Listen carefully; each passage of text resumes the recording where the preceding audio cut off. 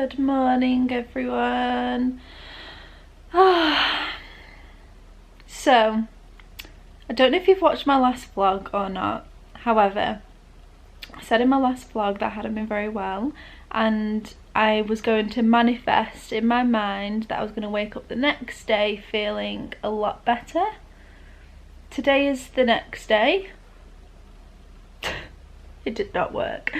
I've woken up with a bladder infection. So most people that have POTS will understand, but bladder infections are very common when you have POTS because I've already said this before, I don't actually know why, but one of the symptoms that comes with POTS is bladder dysfunction. So I do get bladder infection all the time. So my mum has just called up the doctors for me because I'm just not with it this morning, so she's done it for me. I've got something in my eye, I think it's sleep. Bladder infection I have got today, so my mum has rang the doctors and they prescribed me some antibiotics, so she's going to get them for me. Other than that, I'm feeling just the exact same as normal, so nothing's really changed.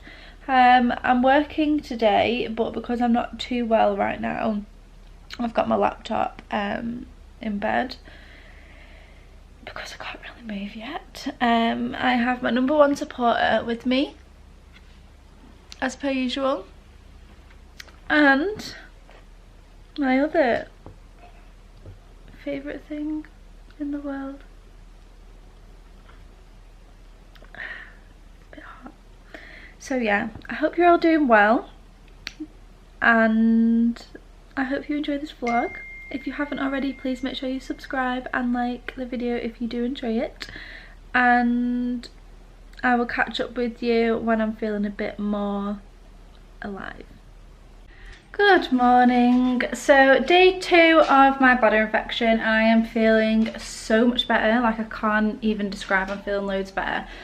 However, I just thought I'd show you. So I got my Abbott Delivery last night. So Abbott is a company that I get all my feed from, and I'll just show you what is kind of in my delivery that I normally get. So there is literally so much. So these are all the feeds that I have. They're called Ensure. I have 6 of these a day. So they're all my feeds, all there.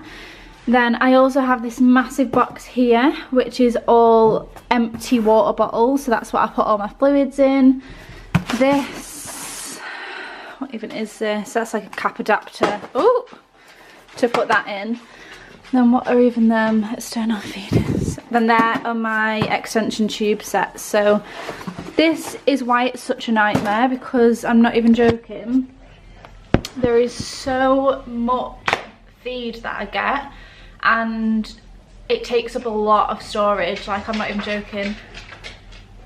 It's just my dog trotting around. Like, it honestly takes up so much room. So I have to kind of find room for this, and at the minute, because we're in the process of moving and my room's just like an absolute state because I'm trying to throw things out and like pack, and it's just not an ideal situation at the minute. And I am panicking a little bit because I don't think I've really kind of told you what we're doing when we move. So basically, just to kind of give you like a little background story, we are moving house very, very soon, and my mum and dad want to build again. So they built the house that we're in now. We've lived in it for about 20 years, and it's a barn conversion. And while they built this house, we actually lived in a static caravan. I was literally like 2 or 3, maybe even young. No, I think I was about 3 years old. Riley, he's bringing me his ball.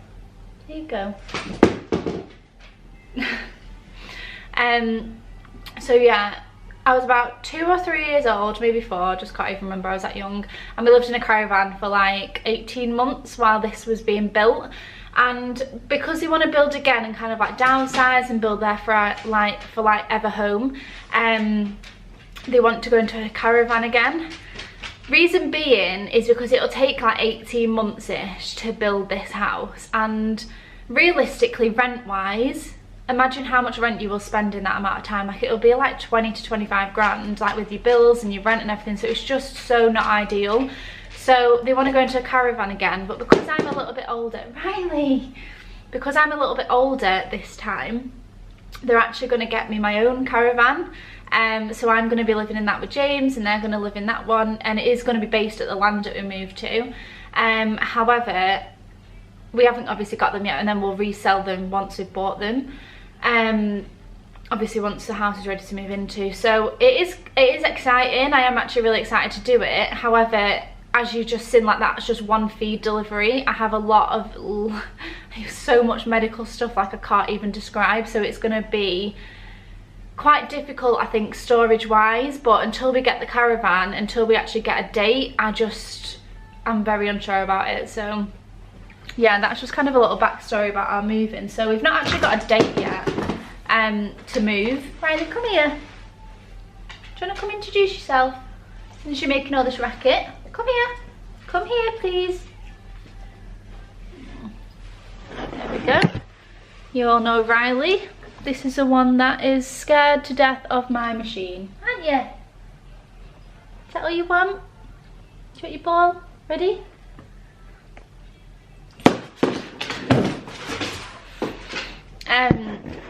So yeah, we don't have a date to move yet. I'm guessing it's going to be within the next month or so, 3 weeks. I don't actually know, but I've started to pack, and that's what I am actually doing today. I am packing, so I'm glad I'm feeling better. Obviously the antibiotics are working, which is good, and I can actually move around today, which is obviously a good start. So I'm going to do a bit of packing today, and yeah, put all this feed away because that will take me forever. Okay, so on the back of what I just told you about how much room like my medical supplies take, this right here in my bedroom is something that my mum and dad built for me to keep all of my medical supplies in. So like you can just see here, like, because I'm moving, like I said, I'm trying to sort everything out, that's why it's just an absolute mess. But in here, this is what I mean about how much room it's going to take. So it just literally, it's a bit of a mess at the minute actually, but that's my medical folder that I've got, that I keep all my new appointments in and everything like that. That's a spare pump that I've got, that's that, and it's just literally not very organised, I'm not gonna lie, but it is all in one area. So that's what I mean, I'm not gonna have this room in a caravan I'm just not gonna have the room at all. So it is kind of stressing me out a little bit. I'm so out of breath today. So yeah, it's definitely stressing me out a little bit, but I mean, I can only work with what I've got. So once we've actually got the caravan, we're not gonna move into it till it's ready. So I'll hopefully have some time to kind of figure out where I'm gonna put everything. But if any of you guys have an idea for me, how I can store everything, where I should store everything, how you guys store all your medication, please let me know, because I have a lot and not a lot of room. So please give me an insight to how you do it. I would honestly appreciate it so much. Okay, so like I said before, this area where I have all my medical stuff, it's not very organised. It normally is, but every once in a while I have to reorganise it because it's very difficult to keep on top of it when you're not very well, and a lot of this stuff is like very heavy, like my feeds, and when you're not well and like you grab some medication and stuff, like you're just not going to be well enough to like reorganise it back and stuff, and it just ends up getting really, really bad. So I'm actually just spending right now reorganising all my medical stuff, and because before I know it we will be moving, I'm just trying to organise everything properly. So I'll just show you kind of what I've just done. So obviously I have a lot of medication, so this is all my feed that I've just sorted out. I have a box here that has all of my syringes in. I am going to put a better label on it in a minute, but I'll just show you what syringes these are. So these are little tiny syringes that I use to change the balloon in my feeding tube. So I use one to take the water out, I fill one up with one of them and then put it back in my tube. So that tube stuff is all there. So after that This, I'm just going to write on these boxes in a minute. This is like my non-urgent medical stuff. So, you know, just kind of like the medical stuff that everyone normally has, like paracetamol, things like that. These are all my nun tablets that I take to help me with my POTS when I'm not very well. On my bio oil, obviously I've got stretch marks everywhere. Just little things like I've got magnesium, iron, all my plasters are in here. So this is just like my non-urgent medical box that I keep everything in. Then this is my normal everyday medical stuff that I normally take. So all my lansoprazol's in here, my cyclizine, my midodrine, my evabradine. So I keep all my normal stuff that I take on a day-to-day basis in one, and then my non-urgent stuff are all in another.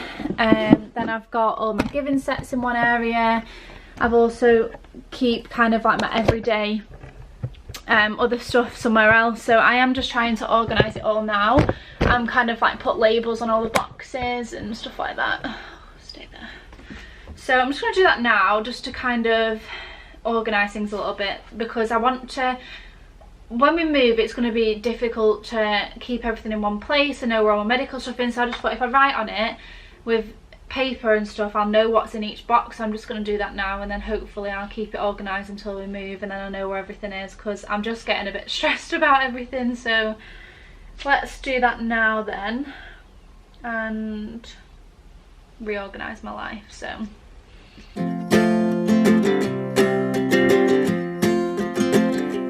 we got time on our side, we're in a state of hope. I need you on my fire.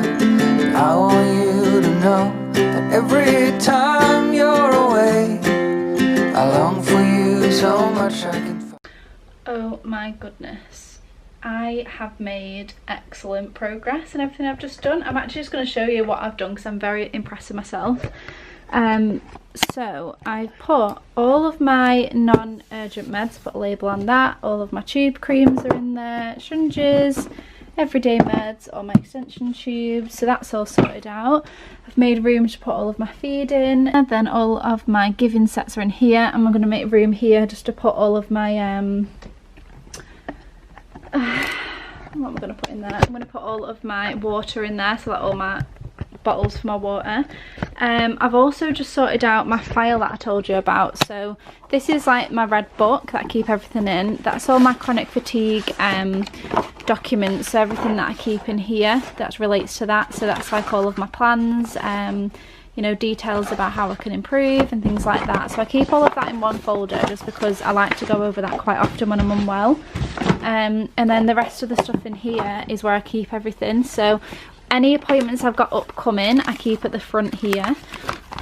Then all of like my gastro notes are all behind there. All of my cardiology notes are all here. Boobs, that's when I had my boob enlargement done. Haven't even told you about that, but there you go. That's all of my dentist stuff, and I've just got like everything labelled in here. Okay, yeah, so I keep everything in that red folder just because it's easier to keep everything organised in that one place. I have like all my other notes in another place that my mum keeps hold of, so that's just like my basic letters from the doctors, just in case I need to refer back to anything or anything like that. I've actually just found something that I didn't even realise was in there, and it's one of my first letters when I first got sick, and I just got a bit emotional reading that because the date of this is 8th of April 2011. So god, that was like 9 years ago, and it was like saying like, thanks for referring this 14-year-old schoolgirl who I saw today in the consultant rooms, like just a bit, it explains about my history, just said I'm starting to feel a bit sick. This is when they started going down the Crohn's disease route, thinking I had Crohn's disease because I had ulcers like all over my stomach and duodenum at the very beginning of being sick. And like he says on this letter, like, she's a 14-year-old girl, you know, family history's great, normal health is great, and I think that things are going to get better with anti-inflammatories and anti-acid tablets. He didn't say that they wanted to do any investigations, and their plan was to continue omeprazole for 8 weeks, but let's go down the Crohn's disease route. And looking at that, I just kind of think, how did this turn into all of this? You know, I'm now 23, I have an endless list of chronic illnesses, and it all started from feeling sick. Everything started just from me feeling sick one day, and it's turned into me relying on a feeding tube, relying on all this medication just to be alive. And it's just crazy to think, and like this little thing here was what my mum wrote out, all the notes that she wanted to discuss with the doctor. Like she's wrote here, Beth's had hiccups since January, she was being sick, can you please explain why does she keep getting an acid taste in her mouth? Like she was just so good. Like she literally used to go to every appointment with a list of questions, because I've always said this from like day dot, but I genuinely, hands down, wouldn't be here if it weren't for my mum, because to every appointment we went to, she just, I can't even explain it, she was just, she'd always research things and find out what was wrong, and if she just wouldn't let them dismiss me. Like she wouldn't let them dismiss me. Like one doctor I even went to at one point that I got referred to just said to me, I think I was about 14 or 15, and he said, oh, it's just anxiety, come back and see me when you're an adult, you'll be fine soon.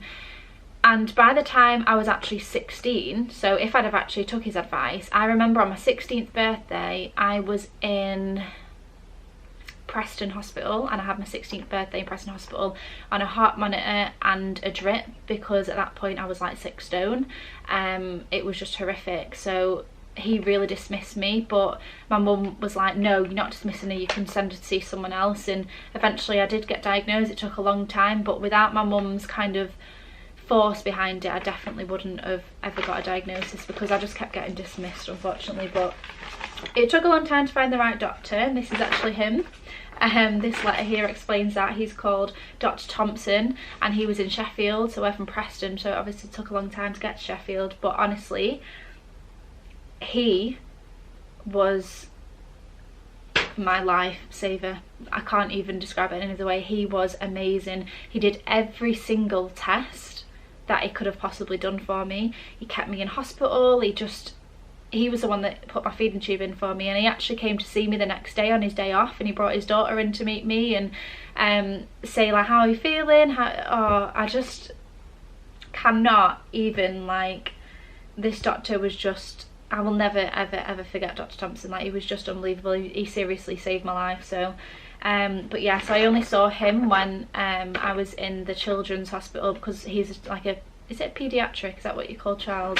Paediatric gastroenterologist, yeah, so I can't even say that, paediatric gastroenterologist. So yeah, he only saw me when I was a child, so when I did turn 16 I had to go see someone else. But yeah, he's just unbelievable, and it's weird reading through all this stuff, to be honest with you. But yeah, so I'm just organised all of that. Now the one other thing that I have to organise is this. So this is kind of like, I don't even know how to explain it. It's kind of like my memory box for my hospital stuff, and I know that sounds really bizarre, but I have everything in here from when I first got sick, like just everything, and it's really bizarre. I'll just show you a little bit. I am going to show this in my diagnosis story, but I'll just show you a little bit now. So like, I've got all of my hospital bands, like look how many there are of them.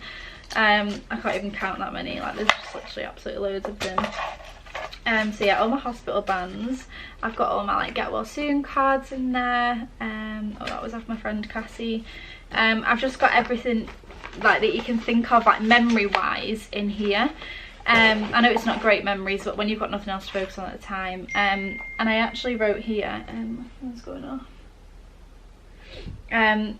This is when I first had to write my diary of why I wasn't well, and I had to keep all of that, and I started to keep a track of all the medication that I'd tried. So I'd like started all the medication that they were prescribing for me, I'd stuck it on a piece of paper here, just so if a doctor said, have you tried this, I can look back at this and say, no, I've tried all them. So these are all like on these pages, so they go on for quite a long time. Yeah, quite a long time with that.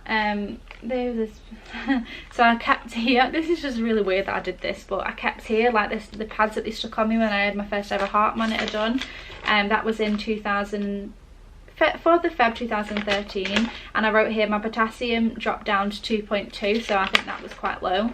Just some more tablets.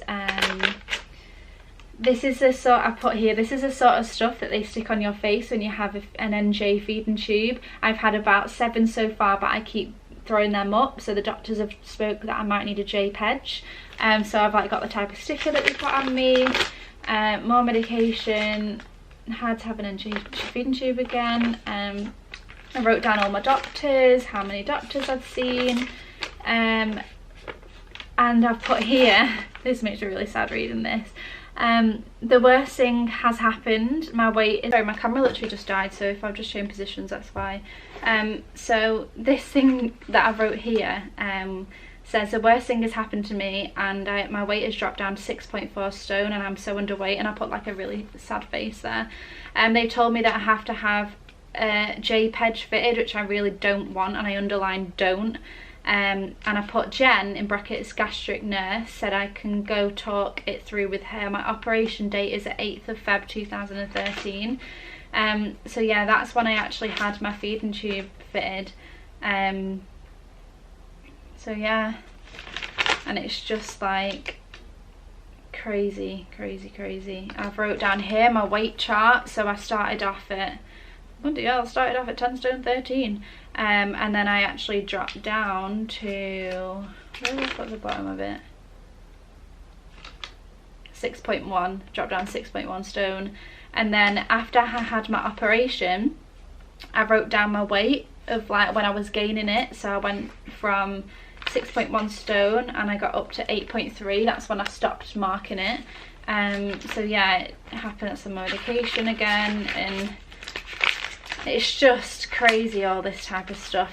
I even wrote on the back of here all of my scans and endoscopies and everything that I had done, like diabetes test, designer steroids, anti-sickness tablets, capsule camera, endoscopy, colonoscopy, steroids, bowel operation, brain scan, CT scan, pH test, infliximab. Like, there's just so much to even go through. So yeah, I'm not going to talk any more about that, because this is stuff that I need to get together and do a diagnosis story with you, because like I said, there is just literally so much to go through. So it's too difficult for me to go through everything all at once, and it gets me a bit emotional as well, because it's just hard talking about everything all together. So that's my little sneak preview for everything. So I hope you enjoyed going down memory lane with me.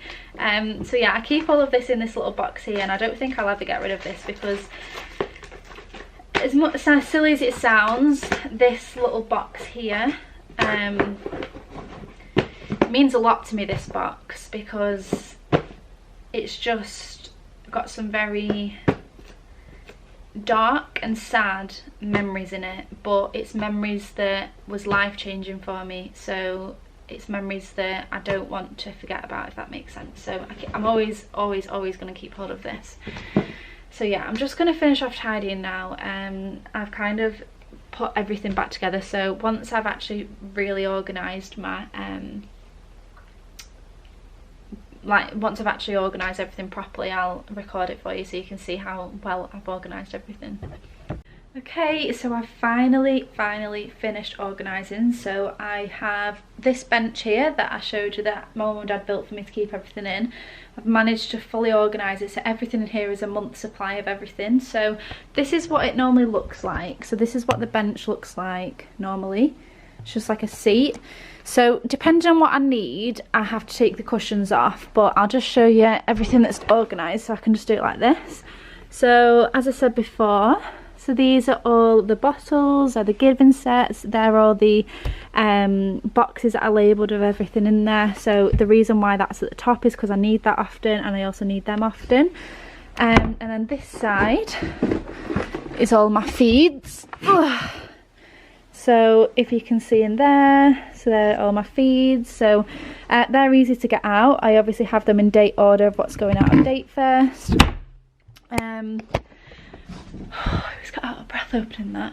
And then the only other thing that I have out is this little bag here. So I have this literally out all the time.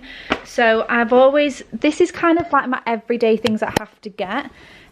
So I always have in here my tube pads. So they're always in this one here. I've told you before, when they're kind of dirty, I put them in the other bag. I always keep this out just in case I need to go anywhere, into any shops. I have the invisible lanyard. I have my pump charger. I also keep that in there, so it's one of my syringes, an extension tube, and I also keep the pills in there that I organise the beginning of the week that I have all my tablets in. And yeah, so that's kind of like my main thing that I keep out. Oh, Jesus, I am so out of breath today. Let's put you on the side there. Yeah, so yeah, that's pretty much my medical life, to be honest with you. I have started packing. I've done quite a lot of packing today actually. I'm very impressed with myself, so I am going to start getting on with that. So I'm going to close off today's vlog. So this vlog's mainly been about like my organisation, where I keep all my medical supplies and everything like that. So I hope you've enjoyed it. I would like to know how you keep your medical supplies, as I said, because I'll be moving soon and I need some new ideas, because I'm not going to have that bench anymore, which really upsets me.